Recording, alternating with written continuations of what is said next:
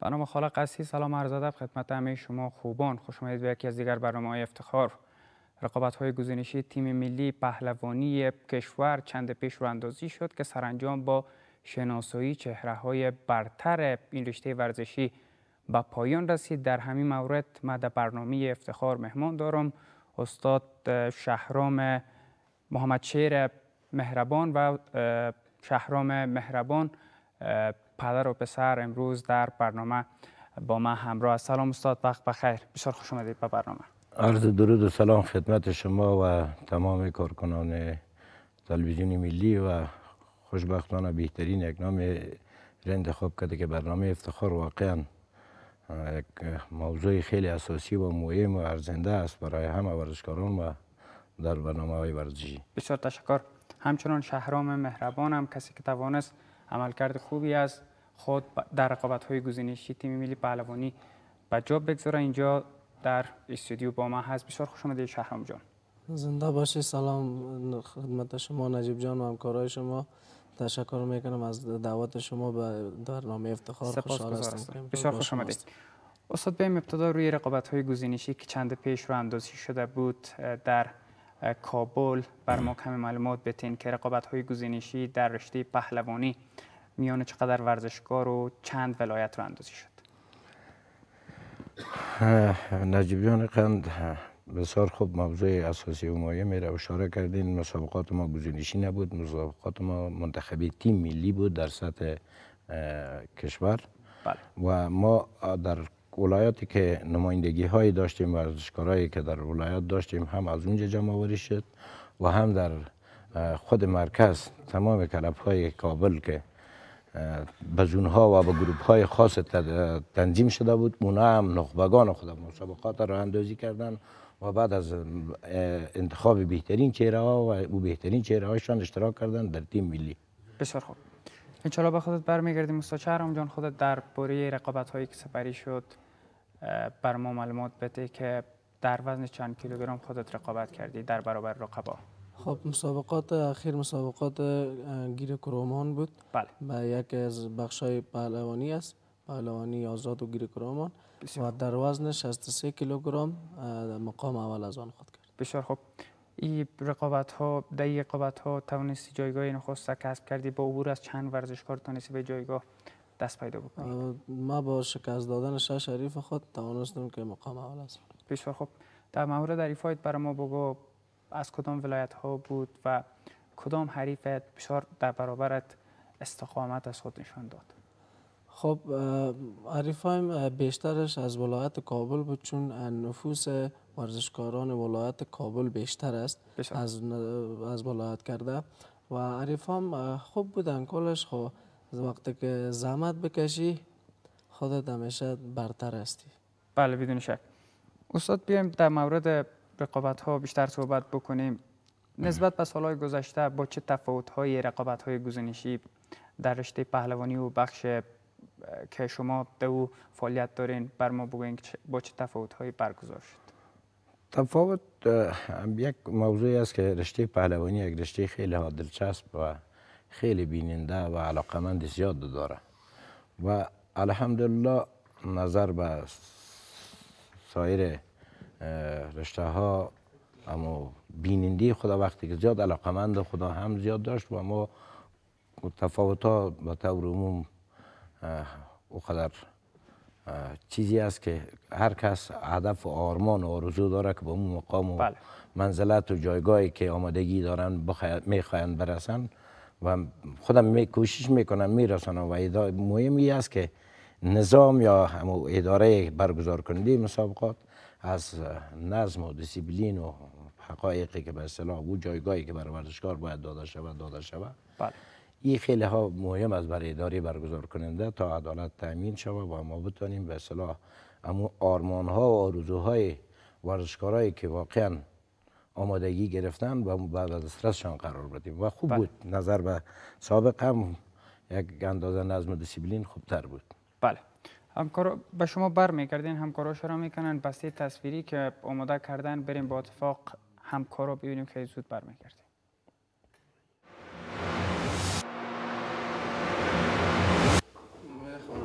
خیلی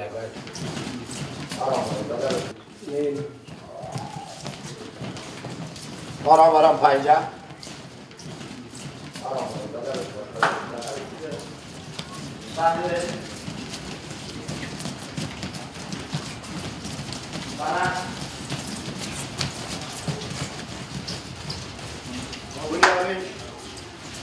ترجیح بشتر بشروط ترجیح عبدوی فرق کنه ها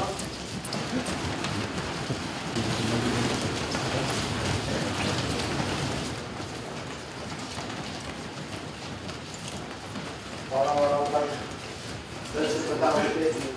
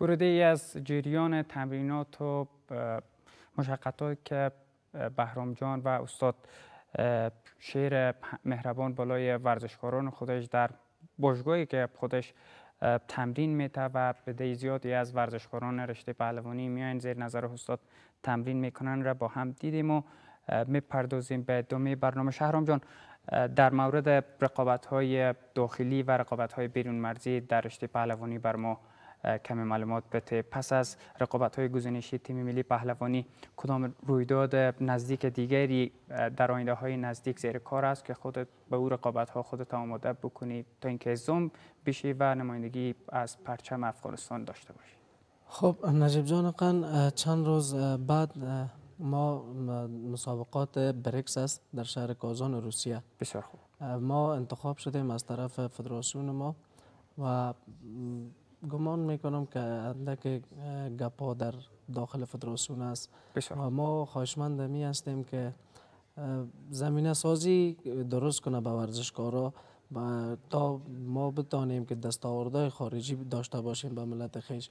خب ما در این جایگاه خود رساندیم. حال تمام اختیارات در دست فدراسیون، در دست دولت ماست. بله. و اونا با تمام مشکلاتی که در پیش روی یک ورزشکار می باشه، بله. اونا مشکلات حل بسازن و به ورزشکارای خود زمینه را مساعد بسازن. بله.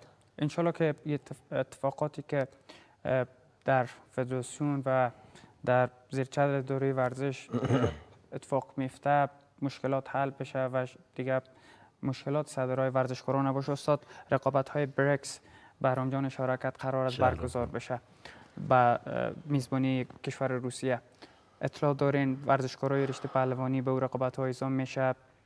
در این مورد و این رویداد کلان با شما کدام گفت و شنودی داشته اداره ورزش و فدراسیون مربوطه، چنان که شما ریاست پهلوانی کابل را عهدهدار هستید؟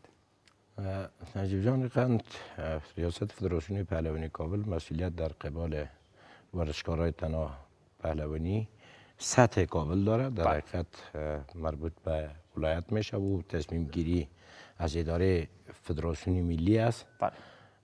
و باز هم همکار هستیم. خب یک چیز واضح است که در همه رویدادها با هم نظر و همکار هستیم و موضوع مهم ای است که وظایف هر کس وظایفش تا سرحدی است. وظایف ما به اصطلاح امیس، وظایف یک استاد، یک ترینر است که ورزشکار را تحت تعلیم و تربیت قرار میده است، کوچه و بازار جمع آوری میکنه، به کلب ها میرسانه تا در سطح تیم های منتخبه، به اصطلاح تیم های منتخبه زون ها و زون ها انتقال میتن میرن به کابل، کابل انتقال میتن مورا به خوب وجه به اصطلاح به تیم ملی. بله. زمانی که ورزشکار به تیم ملی تعلق گرفت و انتخابات تیم ملی برگزار شد، او عضویت تیم ملی را کسب کرد دیگه، او از کلب و از محیط و از ماحول خود خلاص میشه. بله. او متعلق میشه به تمام ملت، به تمام کشور. بله.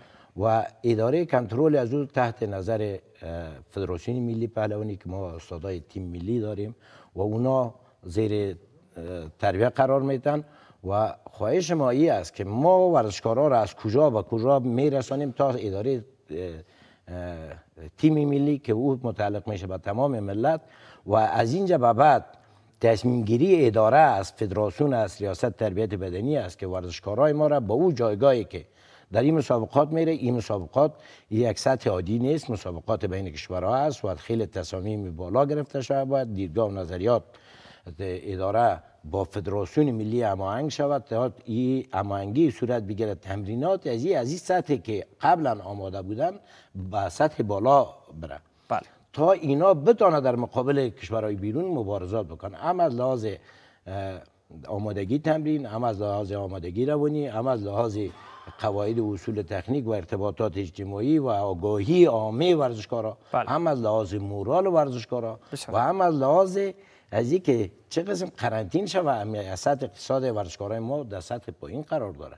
باید این وظایف تربیت بدنی که کمیته ملی المپیک و فدراسیون مربوطه است که اینا را درست اسپانسر بکنه و آماده بسازه برای مسابقات تا نتایج خوبی را برای کشور ما و به ملت ما بیاره. بسیار خوب. یعنی شما معلومات ندارین که در رشته پهلوانی ورزشکار اعزام میکنن یا خیر؟